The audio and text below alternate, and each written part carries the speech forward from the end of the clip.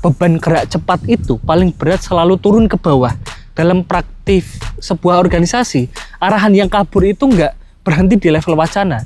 Dia itu turun ke lapisan bawahan-bawahannya, ke bagian pelaksana, ke relawannya, ke tim teknisnya, pokoknya ke orang-orang yang nggak punya kuasa menentukan arah gitu loh, tapi paling dituntut keberhasilannya. Kalau berhasil maka karena pemimpinnya emang visioner gitu loh.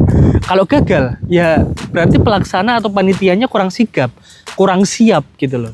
Karena yang di bawah kemudian dipaksa buat menafsirkan sendiri maksud atasan itu gimana, menebak-nebak sendiri standar keberhasilannya itu seberapa, dan menanggung resiko juga dari keputusan yang bukan mereka yang buat gitu loh. Karena yang melelahkan itu sebenarnya bukan kerja cepatnya, bukan. Kerja keras itu nggak masalah kok. Tapi yang bikin lelah itu ketika kerja, tapi nggak tahu ini benar atau enggak.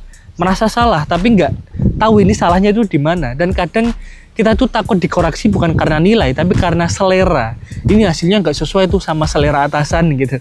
Proses itu seringkali diabaikan. Kesejahteraan tim dilupakan. Nggak mereka pikirin gitu loh. Harusnya ini juga jadi manfaat buat tim. Tim kita juga manusia kok. Manusia punya keterbatasan. Jangan berpikir bahwa keterbatasan itu yang menghambat tercapainya hasil. Yang menghambat itu justru kebingungan dan kelelahan struktural karena kita itu melupakan sisi-sisi kemanusiaan di situ. Assalamualaikum warahmatullahi wabarakatuh.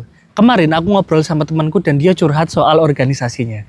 Bukan karena ditawarin tambang ya organisasinya, bukan. Dia itu cerita, organisasiku tuh mau ada event besar. Ini event tahunan sih memang, cuman ini agak terkesan mendadak. Kaget. Karena pengen hasil yang wah, tapi persiapannya tuh bikin terengah-engah gitu loh.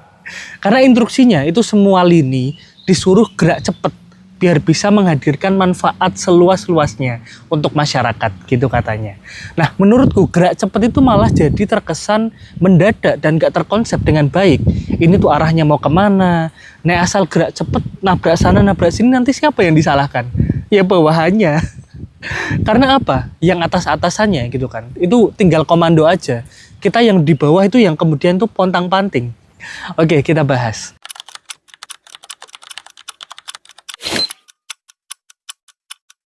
Tentang sebuah cara berpikir dan cara bekerja dari kata kunci tadi, gerak cepat. Yang pertama, ini terkesan sangat heroik ya kalau kita dengar ya. Kayak cepat tanggap, sigap, sawadikap. Pertanyaannya, kalau instruksinya cepat, arahnya ini mau kemana? Cepat itu kan soal waktu. Oke, baik. Tapi kalau soal arah itu kita bicara tentang ketepatan. Kalau arahnya nggak jelas mau kemana, maka kecepatan itu cuma bakal mempercepat kita menuju kesalahan. Capeknya dapat, tapi manfaatnya belum tentu. Dan ini seringkali menjebak kita pada action bias. Daripada aku diem, lebih baik aku gerak aktif lah. Meloncat ke sana ke sini, hiraukan semua masalah di muka bumi ini. Tindak sesuka hati, loncat ke sana ke sini, hiraukan semua masalah di muka bumi ini. Padahal kayak gini cuma memperburuk keadaan. Kita tuh sibuk, tapi nggak produktif.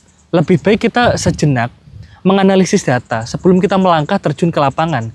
Gerak kita jadi lebih efektif gitu loh.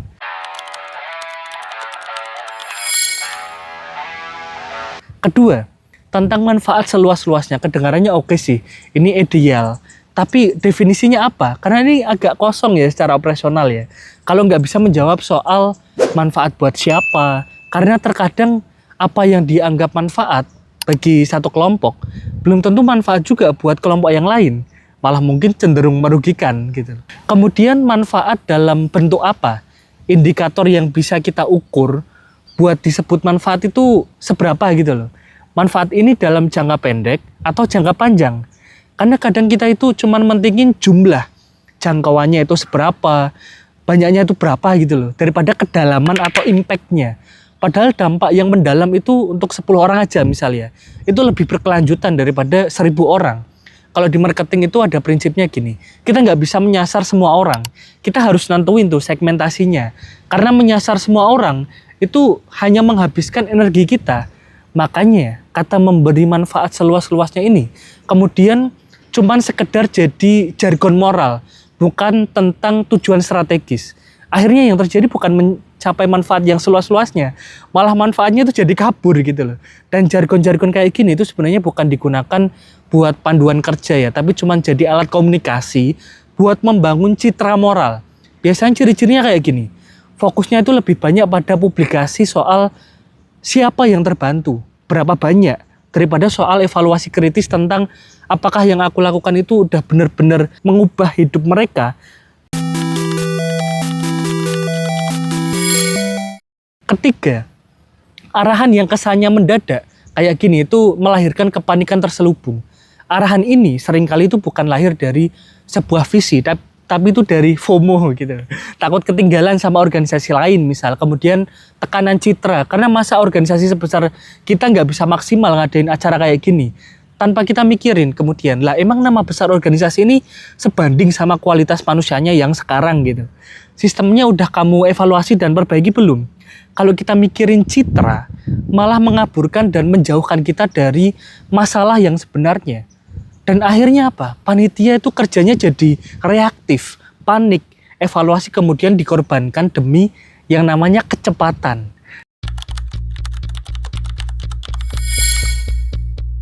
Keempat, ini sih yang paling bikin frustasi ya.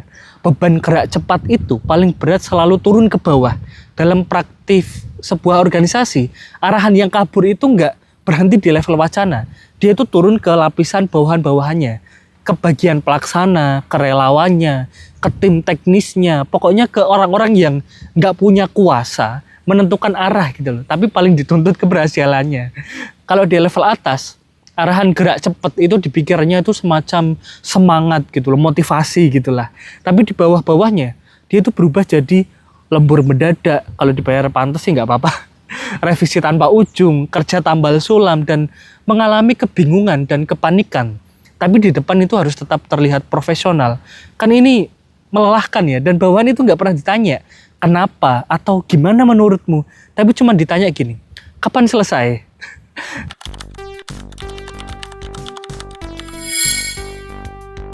Kelima, banyak banget nih kayaknya.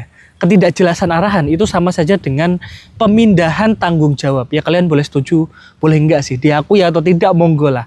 Arahan yang nggak jelas itu seringkali secara nggak sadar merupakan mekanisme cuci tangan struktural. Kalau berhasil maka karena pemimpinnya emang visioner gitu loh. Kalau gagal ya berarti pelaksana atau panitianya kurang sigap, kurang siap gitu loh. Padahal bukan soal sigap atau enggaknya gitu loh. Tapi ibarat kita itu traveling, tapi nggak ada petanya, ya kesasar. Karena yang di bawah kemudian dipaksa buat menafsirkan sendiri maksud atasan itu gimana, menebak-nebak sendiri standar keberhasilannya itu seberapa, dan menanggung resiko juga dari keputusan yang bukan mereka yang buat gitu loh. Ini bukan kerja sama tim, ini pengalihan beban. Karena yang melelahkan itu sebenarnya bukan kerja cepatnya, bukan. Kerja keras itu nggak masalah kok. Tapi yang bikin lelah itu ketika kerja, tapi nggak tahu ini benar atau enggak. Merasa salah, tapi nggak tahu ini salahnya itu di mana. Dan kadang kita tuh takut dikoreksi bukan karena nilai, tapi karena selera. Ini hasilnya nggak sesuai tuh sama selera atasan gitu. Padahal ya siapa yang tahu soal selera atasan. Yang terakhir, janji sih, ini terakhir. Seringkali atas nama manfaat seluas-luasnya, proses itu seringkali diabaikan. Kesejahteraan tim dilupakan. Nggak mereka pikirin gitu loh. Harusnya ini juga jadi manfaat buat tim. Tim kita juga manusia kok. Manusia punya keterbatasan. Jangan berpikir bahwa keterbatasan itu yang menghambat tercapainya hasil. Yang menghambat itu justru kebingungan dan kelelahan struktural karena kita itu melupakan sisi-sisi kemanusiaan di situ. Yang kita pikir normal, belum tentu normal di kepala tim kita. Kalau di dalamnya udah nggak manusiawi, keluarannya pun jadi nggak bagus gitu loh. Jadi rapuh. Jadi arahan gerak cepat ini bisa jadi masalah ketika nggak disertai arahan yang jelas dan konsep yang matang gitu loh. Kecepatan tanpa kejelasan tujuan nggak hanya beresiko menghasilkan kerja yang asal-asalan, tapi juga memindahkan beban kebingungan ke mereka yang ada di lapisan pelaksana atau teknis. Yang di bawah itu dipaksa untuk gerak, menebak arahnya itu mau kemana ini, dan juga menanggung konsekuensi dimarah-marahi dari arahan yang tidak mereka rumuskan. Manfaat seluas-luasnya yang digembar-gemborkan pun pada akhirnya itu nggak bisa benar-benar diwujudkan tanpa kita tahu manfaat apa yang sedang dikejar dan bagaimana sih ukuran keberhasilannya. Oke, segitu aja.